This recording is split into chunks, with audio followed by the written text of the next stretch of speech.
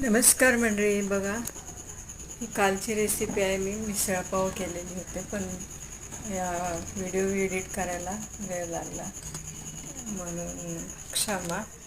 बघा, मी एक मिसळपाव माझ्या चॅनेलवर आहे, तर तुम्ही तिथे जाऊन फोडणी मी कशी दिली ते बघू शकता. तर बघा, बॅडगीची प्रवीणची मिरची पावडर, ह्यामुळे रस्सा एकदम लाल आणि भाजी एकदम लाल होते, छान कलर येतो. तुम्ही पण आणा आणि वापरा.